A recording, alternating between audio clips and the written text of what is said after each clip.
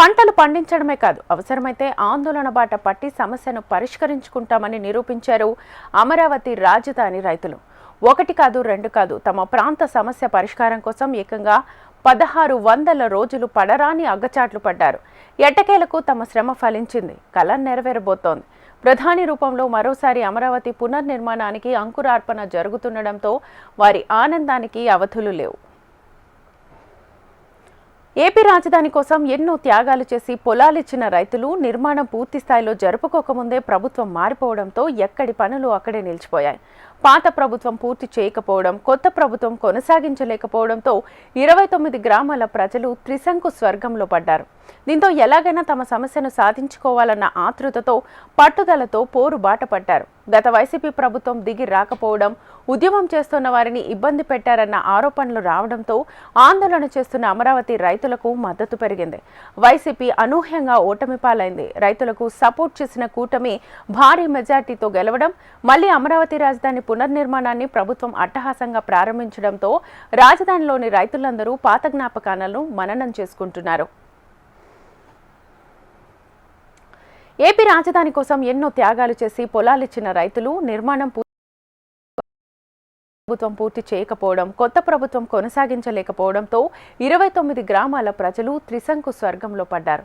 దీంతో ఎలాగైనా తమ సమస్యను సాధించుకోవాలన్న ఆతృతతో, పట్టుదలతో పోరు బాట పట్టారు. గత వైసీపీ ప్రభుత్వం దిగిరాకపోవడం, ఉద్యమం చేస్తున్న వారిని ఇబ్బంది పెట్టారన్న ఆరోపణలు రావడంతో ఆందోళన చేస్తున్న అమరావతి రైతులకు మద్దతు పెరిగింది. వైసీపీ అనూహ్యంగా ఓటమి పాలైంది. రైతులకు సపోర్ట్ చేసిన కూటమి భారీ మెజార్టీతో గెలవడం, మళ్లీ అమరావతి రాజధాని పునర్నిర్మాణాన్ని ప్రభుత్వం అట్టహాసంగా ప్రారంభించడంతో రాజధానిలోని రైతులందరూ పాత జ్ఞాపకాలను మననం చేసుకుంటున్నారు. కోసం మహిళ కంకణం కడితే ఎలా ఉంటుందో, ఆ ఉద్యమం ఎలా ఉంటుందో, లేకపోతే ఉద్యమం తర్వాత ఆయన దించడానికి ఏ విధంగా అయితే కృషి చేశామో అనేది ప్రజలందరూ చూస్తున్నారు. అమరావతికి పూర్తి మద్దతు రాష్ట్ర వ్యాప్తంగా ఉంది అనడానికి నిదర్శనం ఏంటంటే కూటమి ప్రభుత్వం గెలుపు. ఆ గెలుపు తర్వాత కూడా అప్పుల కుప్ప ఆంధ్రప్రదేశ్ చేశారు. ఆ అప్పుల కుప్పలో నుంచి మన అమరావతిని ఎట్లా అభివృద్ధి చేస్తారు, రాష్ట్రం ఎట్లా అభివృద్ధి చెందిద్దని ఇప్పుడు దాకా ఒక డౌట్ అయితే ఉంది. ఆ డౌట్ను క్లారిఫై చేయడానికి ఇవాళ 1,00,000 కోట్లు పనులు ప్రారంభిస్తాను అని మోడీ గారు పునఃశంకుస్థాపన చేస్తున్నందుకు మాకు చాలా సంతోషంగా ఉంది. ఇవాళ ఆంధ్రప్రదేశ్ ముఖ చిత్రాన్ని అయితే మారుస్తారని మేము తప్పకుండా అనుకుంటున్నామండి. ఎందుకంటే ఇవాళ కూటమి ప్రభుత్వం కేంద్రంలో కీలకం ఉంది కాబట్టి ఆయన ఏదైనా సహకరించాలనుకుంటున్నాం. మేము ఆంధ్రప్రదేశ్కి సహకరిస్తేనే ఏ పనులైనా కేంద్రం సహకరిస్తేనే జరుగుతాయి అనేది మాకు అర్థమైపోయింది. వాళ్ళ సహకారం లేకపోతే ఎలా ఉంటుంది అనేది కూడా గత 7 ఏళ్ళుగానే అర్థమైంది. 5 ఏళ్ళు కాదు, 7 ఏళ్ళ నాడే అర్థమైంది. ఇప్పుడు కూడా వాళ్ళు మళ్ళీ సహకరిస్తే ఎలా ఉంటుంది అనేది వరల్డ్ బ్యాంక్ నిధులు ఇవ్వటం కానీ మధ్యవర్తిగా ఉండి అర్థమైంది. కాబట్టి మోడీ గారిని ఘనంగా స్వాగతిస్తాము. అట్లాగే ఆంధ్రప్రదేశ్కు ఒక ప్రధానమంత్రి రావటం, ఒక ముఖ్యమంత్రి ప్రధానమంత్రిని తీసుకురావడం అనేది మామూలు విషయం కాదు. 2019 ఎన్నికల తర్వాత అధికారంలోకి వచ్చిన ప్రభుత్వం అమరావతి బదులు 3 రాజధానుల కాన్సెప్ట్ను ప్రవేశపెట్టింది. విశాఖపట్నాన్ని ఎగ్జిక్యూటివ్ క్యాపిటల్గా, కర్నూలును జ్యుడిషియల్ క్యాపిటల్గా, అమరావతిని లెజిస్లేటివ్ క్యాపిటల్గా ప్రకటించింది.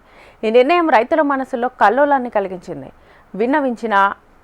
వినిపించకపోవడంతో రైతులు ఆందోళన బాట పడ్డారు. ఈ ఆందోళనల్లో పెద్దల నుంచి పిల్లల దాకా, పురుషుల నుంచి మహిళల దాకా పాల్గొన్నారు.